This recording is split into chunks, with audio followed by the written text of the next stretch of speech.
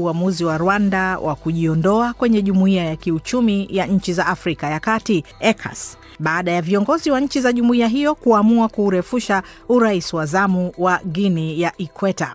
Kwa mujibu wa taratibu za jumuiya hiyo, Rwanda ilipaswa kupokea kijiti na kuwa rais wa zamu. Hatua hiyo imeikasirisha Rwanda na ndiyo sababu imeamua kujiondoa kwenye jumuiya hiyo. Rwanda imezilaumu nchi za Afrika ya Kati za jumuiya ya ECCAS kwa kuegemea upande wa Jamhuri ya Kidemokrasia ya Kongo katika muktadha wa mapigano yanayoendelea huko mashariki mwa Kongo. Na kama tunavyojua, kundi la waasi la M23 limeiteka miji muhimu kadhaa ya mashariki mwa Kongo, huku yakiwepo madai yaliyotolewa na wataalamu wa Umoja wa Mataifa kwamba waasi hao wanaungwa mkono na Rwanda, lakini Rwanda inayakanusha madai hayo. Kamishna mmoja wa Jumuiya ya Kiuchumi ya Nchi za Afrika ya Kati amesema pana mvutano mkubwa kati ya mawaziri wa Rwanda na wa Jamhuri ya Kidemokrasia ya Kongo, kiasi kwamba haitawezekana kwa mawaziri wa Kongo kwenda Rwanda kuhudhuria shughuli za jumuiya ya ECOWAS. Je, nini kitafuatia sasa baada ya uamuzi wa Rwanda? Uamuzi huo utakuwa na maana gani katika juhudi za kuutatua mgogoro wa mashariki mwa Kongo?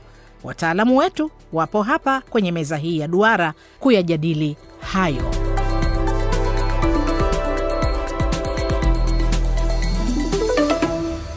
Na sasa napenda kuwatambulisha watakaoshiriki kwenye mjadala wetu wa leo. Wa kwanza ni Tumaini Munale, mkufunzi wa chuo cha ualimu mjini Shinyanga nchini Tanzania. Bwana Munale ni mchambuzi wa masuala ya kisiasa barani Afrika na vile vile kimataifa. Leo hii amenifahamisha kuwa yuko jijini Dar es Salaam. Tunaye leo hii pia Gwandumi Mwakatobe, mchambuzi mbobezi wa masuala ya kisiasa, yuko jijini Mbeya huko nchini Tanzania. Kutoka jijini Kampala, Uganda, nimebahatika kumpata Bwana Omar Mutasa, mwandishi wa habari na mchambuzi wa masuala ya kisiasa. Na kutoka jijini Nairobi, Kenya, kwa mara nyingine tena, nimemkaribisha Bi Sada Mohamed Omar, mchambuzi wa masuala ya kisiasa na kijamii, na pia anashughulikia masuala yanayohusu vijana. Msikilizaji, mimi ni mwenyekiti wako Zainab Aziz kutoka hapa DW Bonn. Na swali langu la kwanza kwako Bwana Mutasa. Jumuiya ya Kiuchumi ya Nchi za Afrika ya Kati imeamua kwamba Guinea ya Ikweta iendelee kuwa rais wa zamu kwa muda wa mwaka mwingine baada ya Rwanda iliyopaswa kupokea kijiti. Je, uamuzi huo una maana gani? Ni sahihi au sio sahihi? Asante sana Bi mwenyekiti. La kwanza lazima tufahamu jambo moja, kwamba uamuzi huu kuchukuliwa katika jumuiya hii ya ECOWAS ambayo naweza kusema wengi tumekuwa hatuisikii mvumo wake, jumuiya hii ya ECOWAS ukilinganisha na majumuiya mengine kama ECOWAS, East African Community, Jumuiya ya Afrika Mashariki au SADC. Ni jumuiya ambayo imekuwa inaendesha mambo yake kimya kimya, naweza kusema hivyo. Lakini la muhimu ni kwamba ikiwa hawa viongozi wa jumuiya hii ya ECOWAS ya nchi za Afrika ya Kati kwamba waliweza kuchukua uamuzi kama huo wa kusema kwamba haitowezekana uongozi wa DRC kwenda nchini Rwanda baada ya Rwanda kupokezewa kijiti cha kuwa mwenyekiti kutokana na uhasama uliopo, nadhani kuna jambo moja ambalo lazima tujifunze katika jumuiya kama hiyo. Ukilinganisha na majumuiya mengine, sijawahi kusikia, labda pengine ishatokea, lakini katika jumuiya mfano ya Afrika Mashariki kuona kwamba swala kama hili kulijadili likaweza kujulikana wazi kwamba kuna tatizo baina ya mataifa haya mawili ambayo yote ni mataifa wanachama wa jumuiya ya Afrika Mashariki. Na tusisahau sasa hivi Rwanda imejiondoa katika jumuiya ya ECOWAS, na pia Jamhuri ya Demokrasia ya Kongo nayo imekuwa ikilalamika kwa muda mrefu kwamba kutaka kujiondoa katika jumuiya ya Afrika Mashariki kutokana na tatizo hilo. Kwa hivyo nadhani kwamba mkutano huu wa ECOWAS uliofanyika Malabo, nadhani kwamba umeleta picha moja alau kupambanua mambo kuweza kujulikana katika jumuiya hii kwamba kuna tatizo fulani. kuliko kulinyamazia au kuliweka chini ya carpet watu kwamba wasijue kwamba kuna mkutano unaendelea wa kiuchumi, lakini kuna tatizo ambalo sasa hivi linaonyesha wazi kwamba lipo katika jumuiya, imeweza kujitoa waziwazi kusema hili jambo halitowezekana, DRC hawatoweza kukubaliana. Na nadhani katika taarifa yao walisema kwamba lazima serikali ya Rwanda waweze kuondoa majeshi yake yaliyoko ndani ya DRC pamoja na vyombo vyote ikiwa usalama utaweza kupatikana. Nadhani kuna mwelekeo mmoja ambao sasa hivi moja katika majumuiya ya Afrika imeweza kujitoa wazi kuonesha kwamba kuna tatizo fulani ambalo lipo baina ya wanachama wake katika jumuiya hiyo. Bwana Gwandumi Mwakatobe, kwa yote hayo aliyoelezea Omar Mutasa, tunaweza kusema kwamba labda yote haya yanatukia kwa sababu ya mgogoro wa mashariki mwa Kongo. Tunafahamu pia kuwa waasi wa M23 wameiteka miji kadhaa ya sehemu hiyo na Rwanda inalaumiwa kwa kuwaunga mkono waasi hao. Je, kwa kuchukua uamuzi wa kuitenga Rwanda, tuseme jumuiya ya kiuchumi ya nchi za Afrika ya Kati inakubaliana na madai kwamba Rwanda inahusika? Kusema kweli, mimi ninaona hii jumuiya ya ukanda wa nchi za Afrika ya Kati, ECAS, Economic Community of Central African States, tatizo ambalo labda ni kubwa zaidi kuliko ambavyo sisi tunafahamu. Swala si kuwepo jumuiya ya ukanda fulani, hata kama ni kuzuri. Swala ni kwamba je, inatimiza majukumu yake? Ilianzishwa kwa ajili ya shughuli gani na inafanyaje? Maana mimi ninaona ECAS, pamoja na kutojulikana, pamoja na kutosikika, ikifanya kazi ambazo ilianzishwa kwazo 1983, hatujawahi kusikia hata siku moja ikiwa inaingilia kati mgogoro wowote ule.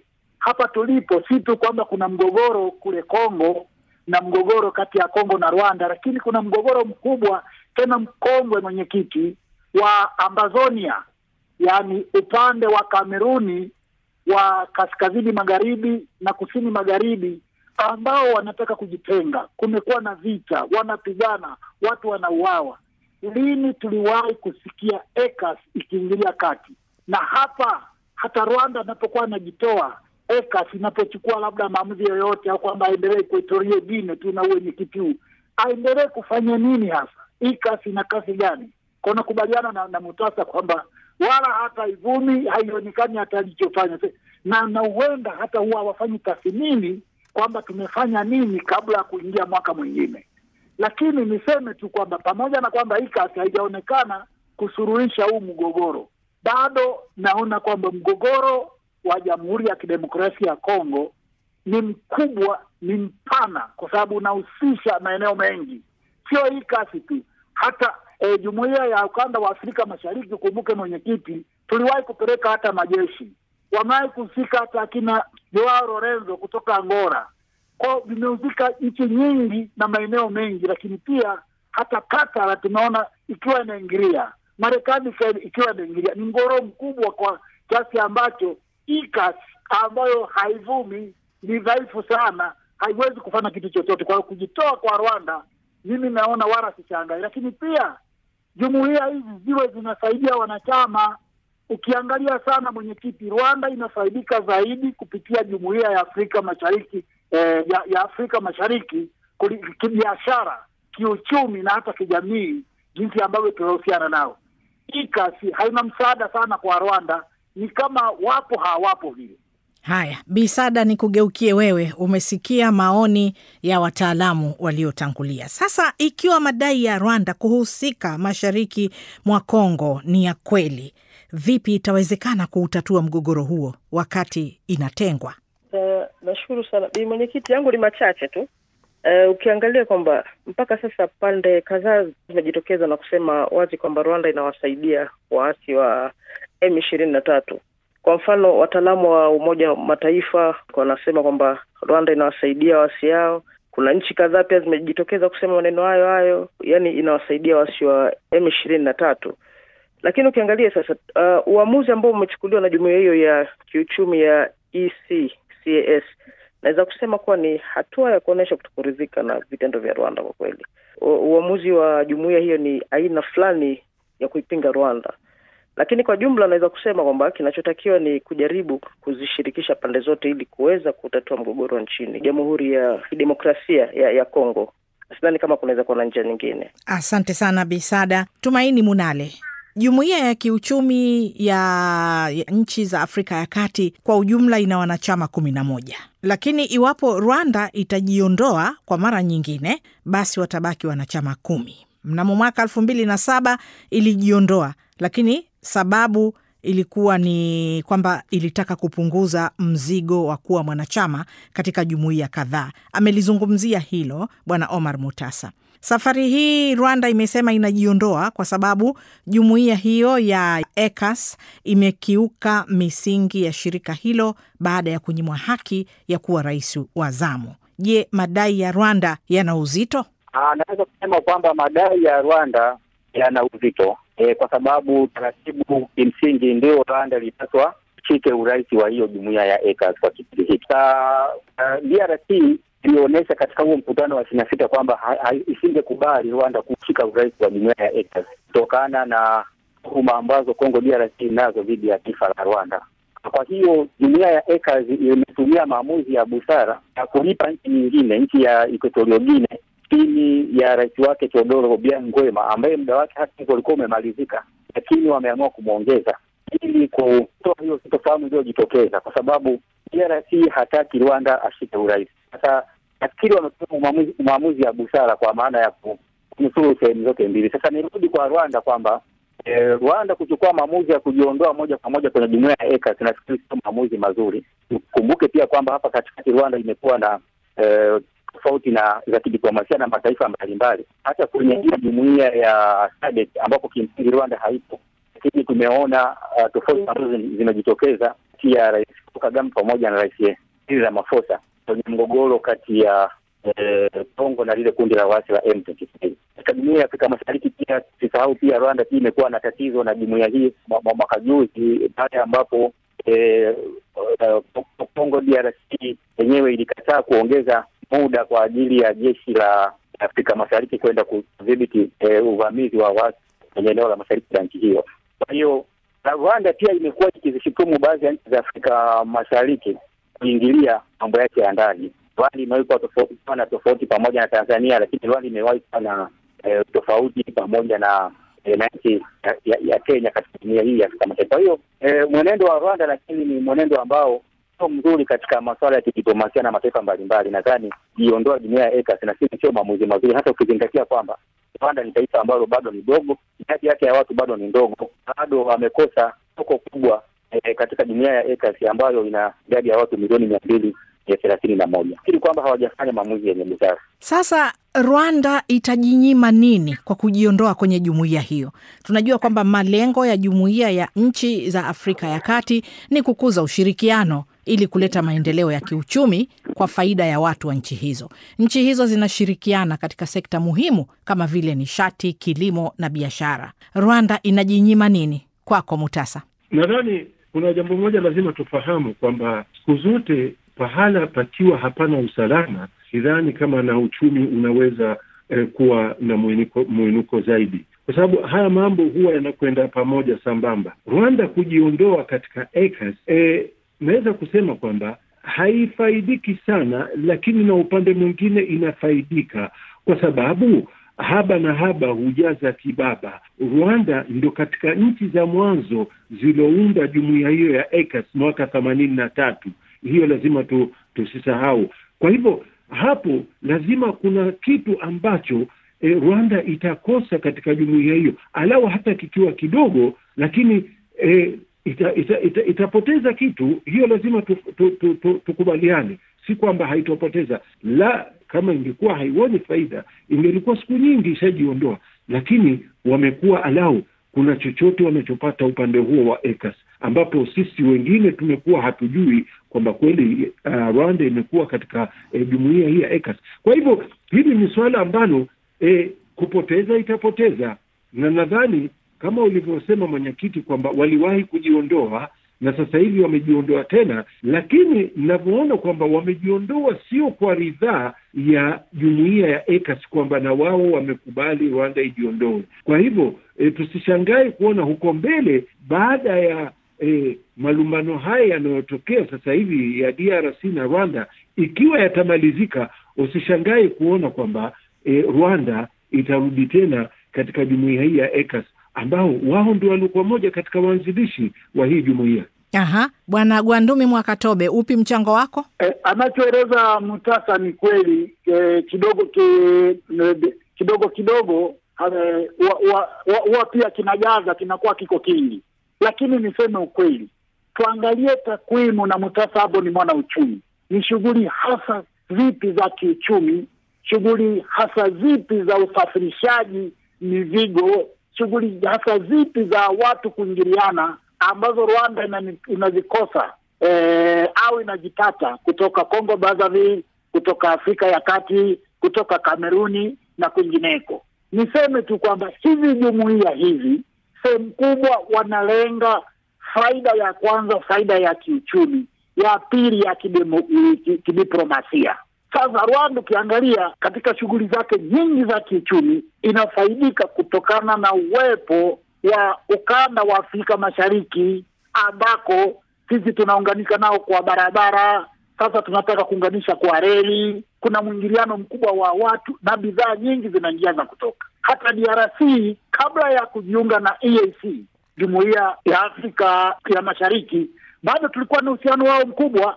Mimi naishi mpakani wa mkoa wa Rukwa kwenye ziwa Tanganyika. Kuna mwingiliano mkubwa wa kibiashara na watu na DRC. Ukienda mpaka wa Tunduma, maroli yanayokwenda DRC ni mengi mno. Kwa hata kabla haijajiunga ilikuwa inafaidika. Lakini kikipi ambacho inafaidika Rwanda kwa kweli, kama alivyosema Mutasa, ni kidogo. Ingawaje sababu za kujitoa kwake si za kibiashara, lakini walijiunga kwa ajili ya kibiashara. Ni kwa sababu tu amelaumiwa na Kongo. Kongo haitaki awe mwanachama. Ninachojiuliza mwenyekiti ni kwamba wanachama hawa 11 wanapokuwa na mgogoro, ECOWAS ndio ingekuwa inakuja kutatua mgogoro wa wanachama wao. Wanakuwa na vikao vya kutatua migogoro yao, tofauti zao. Ni kwamba wanajiamulia tu, hakuna ambacho ECOWAS pale juu inakaa na kuweza kusimamia wanachama wake kuwaleta pamoja. Mimi nilidhani singekuwa tu kuendeleza Equatorial Guinea iendelee na wenyekiti, ilikuwa kuwakarisha pamoja Kongo na Rwanda, kwamba kuwemo kuna faida zaidi kuliko kutokuwemo, na wajaribu kutatua matatizo yao. Kama nilivyosema, ni lini ECOWAS ilisimama hasa kuweza kusimama kidete kwenye mgogoro wa Rwanda na Kongo?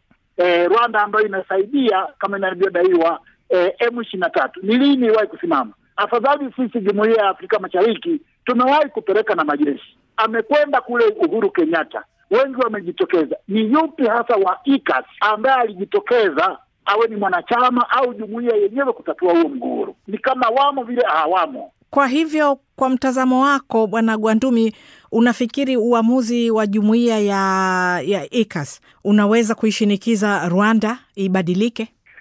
Rwanda imejiondoa kwa mapenzi yake yenyewe, na nafikiri kama ilivyofanya 2007 kujiondoa alafu ikarudi tena.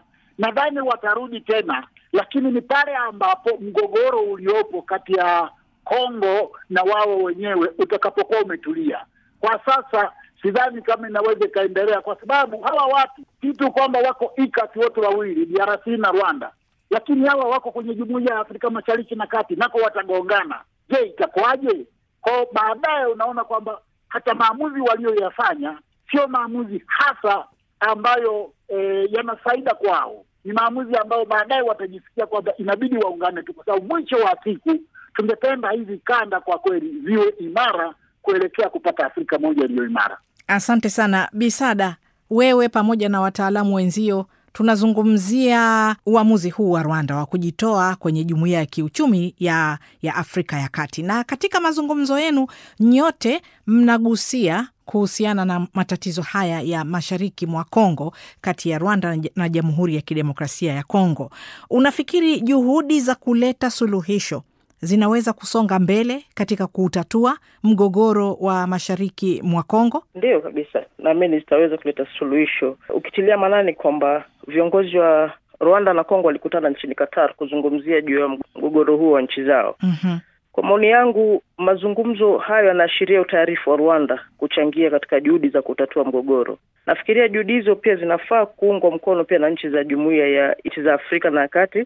Vile vile nadhani badala ya kuitenga Rwanda, jumuiya hiyo inapaswa kuijumuisha Rwanda, ambapo itakuwa ni jambo la manufaa iwapo nchi hizo zitasonga mbele badala ya kurudi nyuma. Munale, unasemaje? Asante sana Mama Zainab. Mimi nafikiri kwamba kwanza kwa Rwanda kujiondoa katika jumuiya ya ECOWAS, nadhani kwamba hii swala litaiathiri sana Rwanda kwa mbeleni. Kwa maana kwamba mataifa haya ambayo Rwanda ameamua kujitoa, mataifa 11 ya jumuiya ya ECOWAS, mataifa ambayo pia Rwanda anakutana nao pia kwenye jumuiya zingine, kama alivyosema kwa kaka yangu Bwandume kwamba kwenye jumuiya ya Afrika Mashariki bado pia kuna DRC ipo na bado watagongana tena, lakini pia jumuiya ya COMESA pia watagongana tena. Kuna baadhi ya mataifa pia yamo kama Uganda na mataifa mengine. Maamuzi ya Rwanda kisingi naona kabisa kwamba ni maamuzi ambayo ile nchi yataiathiri, kwa sababu katika dunia ya leo unahitaji kuwa na nchi marafiki, unahitaji kuwa na mahusiano ya kidiplomasia, na kwa kadri ambapo unazidi kupunguza washirika wa kibiashara na washirika wa kiuchumi, pia ndio unapunguza hata msaada ambao ungeweza kuhitaji. Rwanda bado ni nchi ndogo, lakini pia kumbuke pia kwamba jumuiya ya ECOWAS walikuwa wana ajenda yao ya kuwa na soko huru hadi kufikia mwezi wa 8 mwaka huu 2025, eneo huru la kibiashara, kitu ambacho bado kingenufaisha Rwanda katika kukuza uchumi wake na hasa katika kusaidia pia hata wananchi wake kwenye kujiinua kiuchumi. Bwana Mutasa, hebu tupe kwa undani zaidi kuhusu masuala ya kiuchumi. Kutokana na hatua hii ya Rwanda, zipi athari za kiuchumi? Athari za kiuchumi zipo, kama nilivyotangulia kusema mwanzo kwamba hizi jumuiya sio jumuiya tu kwamba zimekuja tu bila mpango. Hapana, hizi jumuiya zimekuwepo na Umoja wa Afrika umekuwa ukisisitiza pawepo jumuiya hizo, kwa sababu moja ni kwamba kila kanda inaweza kuendesha uchumi wake ili kuona kwamba mataifa jirani yanaweza kusaidiana kukuza uchumi wao katika nchi jirani. Na hii imewekwa kwa sababu ya Umoja wa Afrika ifikapo mwaka 2063 iweze kujumuisha jumuiya zote hizi za Afrika ili ziwe kitu kimoja. Ndipo Afrika itakapokuwa kwamba haina tena mipaka, itakapokuwa kwamba Afrika inatumia sarafu moja, Afrika wananchi wake wanaweza kufanya nini? Kutembea nchi moja hadi nyingine. Sasa hivi mambo haya ya uchumi tunavyoona, kama wenzangu walivyotaja, kuna mpango huu wa SDR wa reli, ambao huu mpango umeanza tangu karibu miaka 10 na nyuma, ambapo mataifa haya jirani reli inakwenda ikiongezeka mara moja, ikiongezeka kutoka nchi moja hadi nchi nyingine. Haya yote ndio mafanikio ambayo Umoja wa Afrika uliona kwamba tukisema kwamba tufanye kwa mara moja haitowezekana, lakini mataifa yaliyokuwa jirani yaweze kushirikiana kwa pamoja. Na ikiwa leo mataifa yaliyo jirani hayawezi kushirikiana, ikiwa leo mataifa yaliyokuwa jirani kila mara yanazozana, basi tutamwendea nani wa kutusaidia ikiwa sisi wenyewe hatutoweza kuweka uchumi wetu sawa? Ndipo maana tunabakia katika swala la kila siku, katika swala la omba kila dakika. Ushafahamu, kila mara tukimbie katika mataifa ya Ulaya omba. Baada ya siku 2 utakuta kwamba hilo deni tulokuwa nalo kubwa, halafu mzigo huo mwisho wa siku wanatupiwa wananchi wenyewe wa nchi, kwamba kodi zinapandishwa, kila jambo kodi zinakuwa nyingi kwa wananchi, ambao matatizo haya wao ukiangalia kwamba huwa hawahusiki kwa njia moja au kwa njia nyingine, lakini wanakuwa kwamba wanakandamizwa wao matatizo yote, ambayo mwisho wa siku ndio wananchi wanapata shida. Kwa hivyo uchumi wa mataifa haya, kama nilivyosema, ikiwa mataifa ya jumuiya ya kanda hizi hawatoweza kukaa kidiplomasia na kuweza kuweka nyumba zao sawa, nadhani hata huu uchumi tunaozungumzia mwisho wa siku hautoweza kukaa sawa, ikiwa sisi wenyewe mataifa jirani hatutoweza kuweka sawa nyumba zetu. Nadhani tutakuwa tunapigia mbuzi gitaa iweze kucheza Bi Mwenyekiti. Labda niulize tu swali la ziada, Bwana Mutasa, unadhani uhusika wa Marekani ni nyongeza katika juhudi za kuleta suluhisho, ama hili ni swala la Waafrika wenyewe, kutokana na maelezo yako ulivyoeleza nchi jirani wahusika, ikiwa wenyewe nchi hizi zenyewe zinashindwa kutatua matatizo yake, ziende kwa nani? Kwa hivyo vipi juhudi za Marekani? Huu umekuwa ndio msemo siku zote kwamba matatizo ya Afrika yatatuliwa na Waafrika wenyewe. Huu msemo umekuwepo na utaendelea kuwepo, lakini nadhani sasa hivi tulivyofikia, huu msemo kwangu mimi naona hauna tena faida, kwa sababu wapo mataifa makubwa ambayo yanaingia katika mizozo ya Afrika, na yanapoingia hayaingii hivi hivi tu, yanaingia kwa maslahi yake. Sasa hivi Marekani, ukiangalia, Marekani ina uhusiano mzuri na Rwanda, naweza kusema hivyo. Marekani ina uhusiano mzuri, imekuwa haina uhusiano na DRC, lakini tunavyoona hivi karibuni tu mwezi Aprili mwaka huu, huyu Masad Boulos ambaye ni mshauri wa Rais Donald Trump katika masuala ya Afrika alikuwa DRC. Ushafahamu, alitoka DRC, nadhani akaenda pia Rwanda, pia akakutana na viongozi wa huko, sina uhakika. Lakini haya yote sasa hivi yanaonyesha wazi kwamba mataifa ya Kiafrika tumeshindwa sisi wenyewe kutatua matatizo yetu. Hivyo tutaendelea kuwa kwamba tunawaomba wale ambao ni mataifa makubwa waingilie. Sasa hivi inavyosemekana, huenda rasimu ya kwanza ilimalizika baina ya DRC na Rwanda ya kuorodhesha nini wanachotaka, wakati watakapofika katika rasimu ya pili ya kusaini mkataba wa amani baina ya DRC na Rwanda, ambao inasemekana huenda ukafanyika mwezi huu wa Juni. Ushafahamu, wakati huo Qatar, ambayo ni taifa dogo sana, nalo limeweza kuwaleta watu hawa wawili, Tshisekedi na rais wa Rwanda Bwana Paul Kagame, ikaweza kuwaweka chini, na pia na wao wana maslahi yao katika utajiri uliopo katika mataifa haya, na hasa taifa la DRC. Wengi unajiuliza Qatar imetoka wapi kuweza kuwaleta watu hao pamoja, ukilinganisha na mataifa makubwa.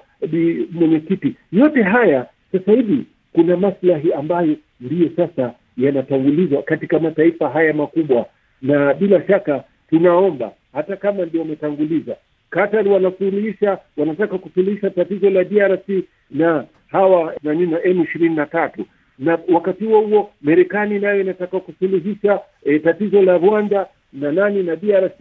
Na Marekani imekuwa, tunavyosikia, kwamba imekuwa ikiwasihi viongozi wa Rwanda au taifa la Rwanda waweze kuondoa jeshi lao, kutokana na haya ambayo yamekuwa akisema na Umoja Mataifa kwamba serikali ya Rwanda imekuwa na jeshi lake katika DRC. Umoja wa Mataifa nafikiri kile inapozungumza, nadhani inazungumza pia na wale wanyonge ambao hawawezi kusema. Nafikiri inakuwa ni sauti ambayo inaweza kusikika zaidi. Kwa hivyo nadhani hapana njia isipokuwa sasa yalobakia ni haya mataifa makubwa kuona kwamba wataweza kusuluhisha tatizo hili. Mwenyekiti Mwakatobe, tumwangalie rais wa zamani wa Kongo Joseph Kabila, kutokana na hayo aliyozungumza Bwana Mutasa. Kabila alikwenda mashariki mwa Kongo hivi karibuni, na yeye katika mji wa Goma unaodhibitiwa na waasi wa M23. Amesema anakusudia kuleta amani, na kwa ajili hiyo vile yeye alikutana na viongozi wa kisiasa, kijamii na kidini. Unadhani yeye pia anaweza kuwa sehemu ya suluhisho? Naam mwenyekiti, mimi niseme kweli, yeyote yule anayejitokeza, samahani kwa kusema hivyo, kwamba hata angekuwa ni shetani, lakini anataka kusaidia kutatua mgogoro mkongwe kabisa na wenye nguvu, tutampokea. Huyu Kabila ambaye anataka kusaidia ndio Kabila ambaye serikali iliyopo ya Tshisekedi imemtema, imemuondolea nafasi yake ya kuwa seneta wa kudumu wa maisha, na anaweza kashtakiwa na anatafutwa.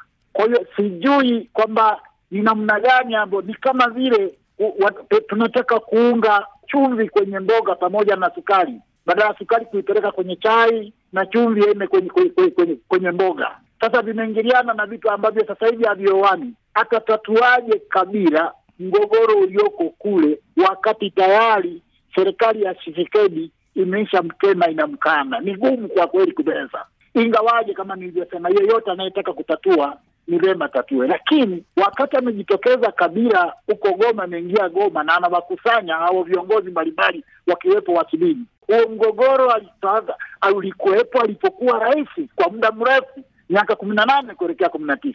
Alifanya nini? Leo ana mbinu gani mpya ambayo atatatua huo mgogoro uliopo? Hautawezekana. Niseme tu hivi mwenyekiti kwamba jambo ambalo linatuuma sana ni kila alichokisema Kwame Nkrumah kwamba tunahitaji Afrika moja ambayo haitakuwa na hizi kanda ambazo zinatofautiana sana na zingine ziko chini ya makoloni. Mwalimu Nyerere alimpinga, lakini baadaye Nyerere akakubali, kwa sababu hizi kanda zinapokuwa na matatizo inabidi uwepo wa kusaidia kuzisuluhisha. AU haiwezi kufanya chochote, EAC, ECAS au ECOWAS kule kumepasuka, nchi zimemeguka, Mali na Burkina Faso. Nani amesuluhisha aliyepo juu? Ndipo ambapo sasa tunahitaji Afrika moja. Mimi nasema hata huko Africa Union agenda ya 2063 mpaka 2063 mimi naona ni mbali kupata Afrika tunayohitaji, the Africa we want. Mimi kwa nataka leo ingewezekana tuwe na Afrika moja, futa hizi kanda ambayo ina jeshi moja, ina serikali moja, ina sarafu moja na kiongozi wake mmoja. Lakini kwa sasa hivi kanda zikiwa na matatizo, nani anaingia kati? Mtu wa tatu wa kusuluhisha hayupo. Nani anaingilia Kongo? Hayupo.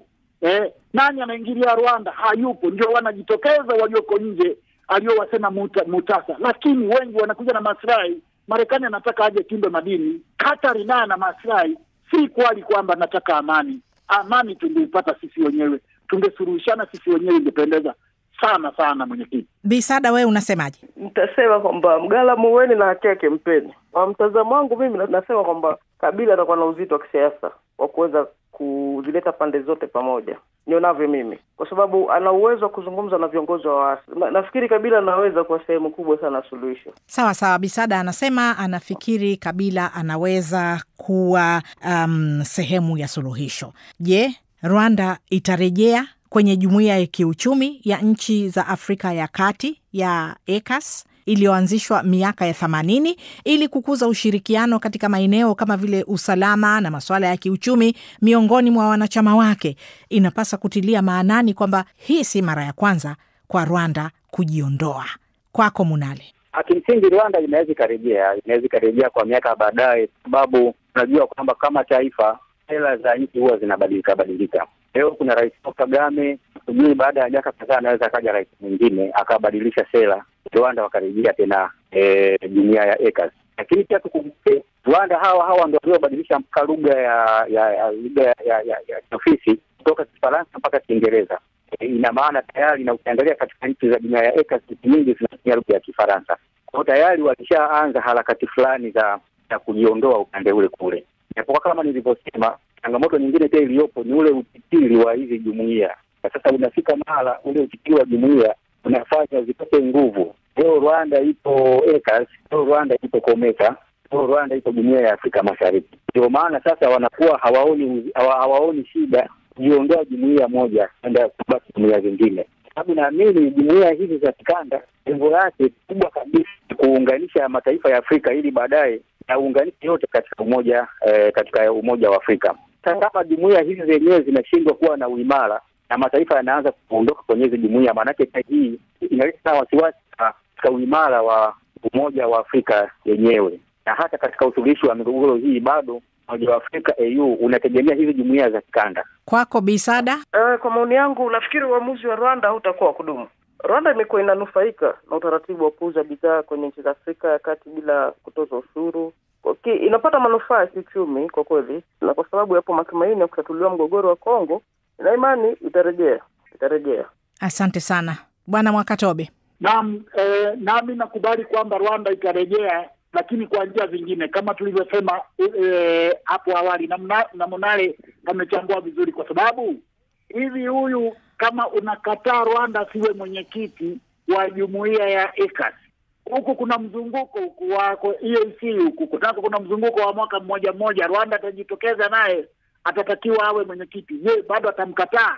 Lakini pia niseme pale ambapo tutakuwa tumeanza kutekeleza soko huru la Afrika nzima, African Continent Free Trade Area, vingine vyote hivi vikanda vitafutika tukiweka miundombinu yetu mizuri. Kwa hiyo bado Rwanda itakuwa na fursa kubwa na nchi zingine za kuingiliana, kwa sababu sasa hivi biashara nyingi tunafanya na kubwa na mataifa ya nje kuliko miongoni sisi wenyewe. Kwa hiyo mkombozi mmoja wapo wa kumleta Rwanda pamoja na hiyo Kongo ni pale ambapo tutatekeleza ukanda wa soko huru Afrika nzima wa African Continental Free Trade Area. Mwenyekiti, asante sana. Tumalizie Bwana Omar Mutasa. Je, Rwanda itarejea kwenye jumuiya ya kiuchumi ya nchi za Afrika ya Kati? Nadhani Rwanda ilikuwa ikitingisha kibiriti tu kuona nini kitakachotokea, na sasa hivi nadhani wameona kwamba kuna kelele na wanasubiri waone kitakachotokea zaidi. Lakini jambo jingine ni mwenyekiti, ni kwamba tusisahau kwamba na Rwanda ina yake ambayo yanayuma. Hili kundi la FDLR ambalo siku zote liko ndani ya Kongo, hili kundi na wao wamesema katika matakwa yao hawatosaini mpaka hili kundi liondoke katika nchi ya DRC. Na huyu Kabila wanayezungumzia miaka 18 alikuwa katika madaraka, na haya makundi yote yaliyoko kusini au mashariki mwa Kongo yote yalikuweko wakati wa utawala wake. Leo amekwenda moja kwa moja na kukutana na waasi. Kwa nini hakukutana na serikali ya Tshisekedi ambapo alikuwa na kinga ile kabla? Inavyoonyesha kwamba kuna mchezo mchafu naye anaocheza sasa hivi. Bi mwenyekiti, asante sana Omar Mutasa.